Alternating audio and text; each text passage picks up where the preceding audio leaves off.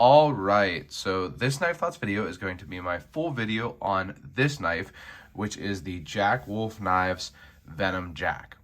And first of all, as always, huge thank you to Ben for sending this knife along. I really appreciate it. I have really enjoyed getting to check these knives out and share them with you, my viewers, all year long. So again, huge thank you to Ben. I've really enjoyed it. And that goes for this knife also. Now, as usual with my full videos on the Jack Wolf knife models, I am going to first talk about the pattern on this knife and then review the knife itself. Now, when I first got this Venom Jack, or was first looking at it, I wasn't really sure what pattern I thought was the inspiration for this knife.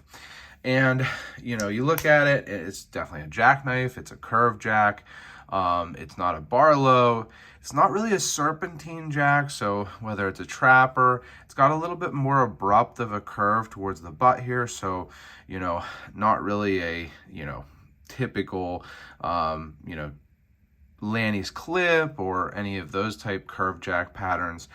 And it does have a Wharncliffe blade, so, you know, it's a little different than a lot of knives with this type handle shape. And I think that that's what was really throwing me off, because as I've, you know, continued to use and carry this knife and look at it in relation to my other knives, I really think that this knife most closely resembles a sodbuster. So the classic kind of peasant's knife. And I say that because, you know, the sodbuster, as popularized, this is the Sodbuster Junior, as popularized by Case, is a drop point and has a very similar handle to this Venom Jack. But this pattern is really like a peasant's knife. There are very old examples from Germany and pretty much any European country. You can find a knife, a pattern that's pretty similar to this sodbuster. And I call it a peasant knife because it's not a derogatory thing. Although the term sodbuster actually was a derogatory term. So that's the interesting thing. It's kind of come to be not derogatory. I don't think anybody, when they're calling a knife a sodbuster or sodbuster knife, really sees it as derogatory. But originally it was, you know, a sodbuster was someone who was working the land, and at certain times that has been seen as lowly. But that's more of like a name that was used as a marketing tool by Case, and this knife is a very old knife that, this pattern is a very old pattern that was probably brought over by the German people who worked at Case and other companies in the United States in the kind of golden age of traditional knives. So it's a very old pattern. It's a pattern that has been made simply a lot of the time, and that is true for this Case Sodbuster Junior, as well as for another example that you might be familiar with, which is the Great Eastern Cutlery bullnose. So the bullnose is like the smaller version. It's more of a full, or at the least mid-size version of the sodbuster from Great Eastern Cutlery. They do have a larger version. It's bigger than the Sodbuster Junior from Case, but it's the same pattern. And, you know, that name has been popularized, but it's sometimes called a peasant knife when it's not, you know, in this particular configuration. Another example of the same type pattern, I would say, is this new Old Hickory outdoor folder. You can see the similarities with kind of mostly a straight area, then some curve and an exaggerated butt area. And that's really what I'm kind of focusing on when categorizing the Venom Jack as a peasant knife, is that straight area here, and then a curve, and especially that exaggerated butt area. It's something that you see on most of those peasant knives or sodbuster knives. And another reason I'm calling this a peasant knife versus directly calling it the sodbuster is because of this Wharncliffe blade. Now, the drop point blade is common, very common, probably the most common blade shape on older, you know, non-Case or, you know, American style peasant knives also. But there are other blade shapes that you see And so, I'm not aware of a whole lot of those peasant knives with Wharncliffe blades specifically, but a Wharncliffe blade does go along with that theme. So if you're interested in the history of the Wharncliffe blade, make sure you go check out my video on the laid back jack. I go into more detail on the, conception of the Wharncliffe blade and how it's evolved and things like that. So check out the link for that. But to put it simply, supposedly the Wharncliffe blade was invented or created as a hard-working blade. So a little bit thicker, taller, and able to do, kind of heavy cutting.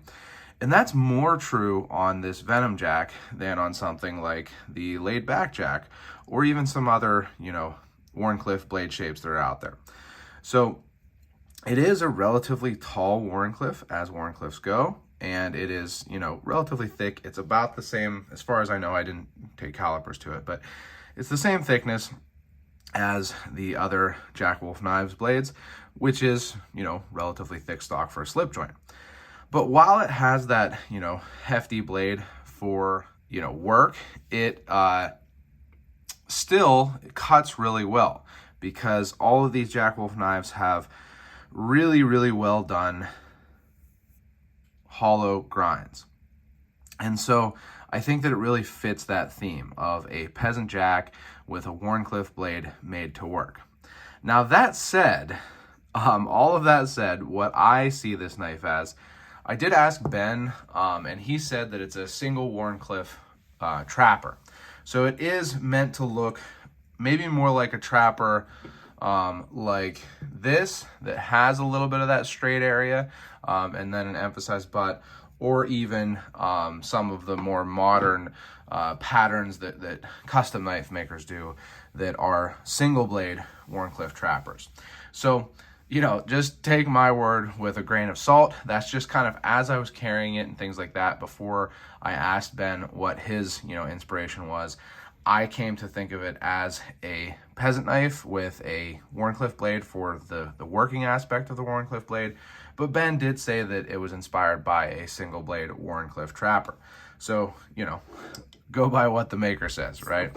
But I think that it's, it's interesting to see how those two patterns really are similar. A trapper is seen as a working knife in America. It is kind of an Americanized version of the peasant knife. And I think that they do kind of go hand in hand, or maybe a trapper is an evolution of the peasant knife. So that's enough about the pattern here, my kind of conjectures and own thoughts on it. And let's talk about the knife itself. So moving on to the knife itself, reviewing the knife. When I first got this, or saw it, I guess, I was interested to see how I would like it, because it has this interesting curvature where, the butt curves downward, the blade curves downward, and so it's got kind of a unique look to it, different than a lot of knives. It's certainly a very curvy knife, and particularly in comparison to the most recent Jack Wolf Knives knife, the Cyborg Jack, which, as you can see, has a very angular handle. And when I first got it, I was immediately impressed by the ergonomics. So when you hold this knife, and you usually are going to use a knife in this pinch style grip like this, maybe this, very rarely do you really use, or do at least I really use, a hammer style grip like this. But they're all really comfortable, particularly these pinch grips. And that's because you get this thinner straight area where you can pinch, and then down here, that butt of the handle, it just sinks into your palm, really feels comfortable there with the rounded end, and then this widened part allows you to really hold on to it well with your ring and pinky finger. So it really feels great in the hand, and then as suspected by the supposed purpose of the Wharncliffe, it cuts really, really well. This is a knife that I think is going to, well, I know it has excelled for me in breaking down cardboard, cutting open boxes, and even like small scale food prep, because having this straight edge, this really nice hollow grind, and the really, really usable tip makes it perfect for pull cuts. So what I mean by that is either push or pull, really. So for opening a box, when you open a box like this, that's a pull cut, and this works great. That tip, is going to slice the, tape or just slice through the cardboard really, really well. Pulls the cardboard into the edge because it, you get that downward turn to it. It works great for food prep too. I cut up stuff to make guacamole with this, as well as some other light food prep. And of course, it's a folding knife, so you're not going to be able to be cutting up like a watermelon or something like that, or it wouldn't be ideal for that. But cutting up, a little tomato or peppers, it's great because you can just slice nice and efficiently in very easy lines, I guess, pulling the tip in those nice straight lines to get the dices, or the dicing, or to dice the stuff, however I should say that. And I just found that it cut really, really well. I touched the edge up on this because I did use it to cut a bunch of cardboard, and this M390, it's a great steel. It seems to be heat treated really well on these Jack Wolf knives. It sharpened easily and has held an edge well too. Cardboard is hard on an edge, and this did really well with it. The other thing with this blade shape and the handle shape is that it allows for some things that I really like on a slip joint. So first of all, I hate proud tips. If you watch my videos, I hate proud tips.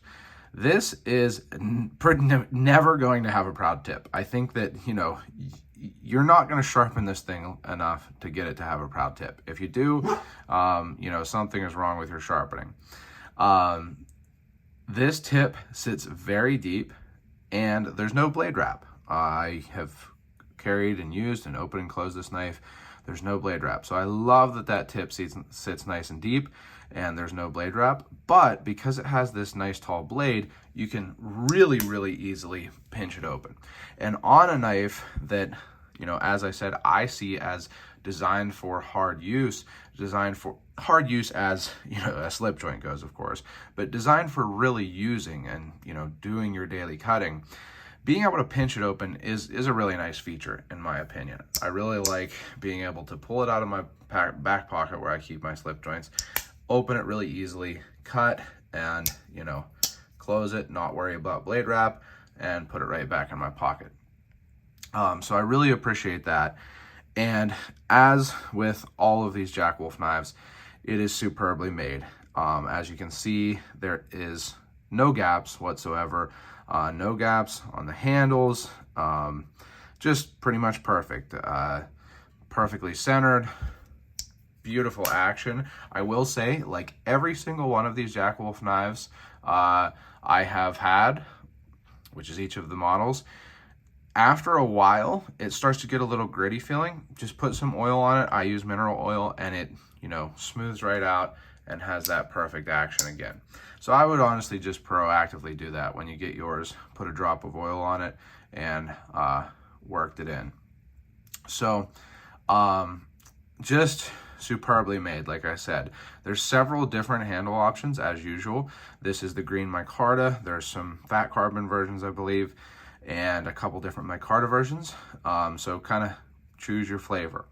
There's nothing like classic OD green micarta though, right? So I have really enjoyed using this knife. I really do think, as Ben said, this was inspired by a single blade Wharncliffe trapper, and I can see that also, but I think that for me, I think of it like a peasant's knife because for me, it is so well made for using. It might not have the, flair or whatever of the Vampire Jack or the Midnight Jack with the, super cool coffin handles and things like that.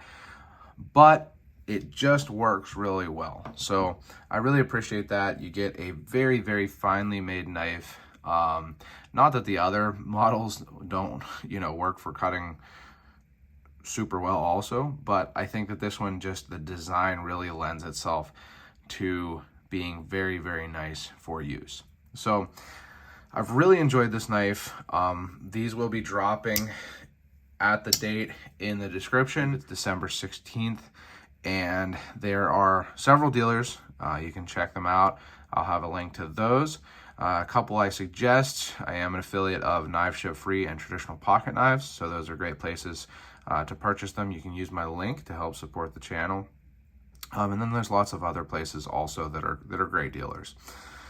One more time, huge thanks to Ben for sending this. I really do appreciate it. It means a lot to me to get to check these out. I love slip joints. I love traditional knives. I love thinking about what patterns these are inspired by. I usually wait a while to ask Ben what he thinks, if I am going to ask, because I like to see what I think, you know, and I hope you do the same. Really kind of get a feel for these patterns.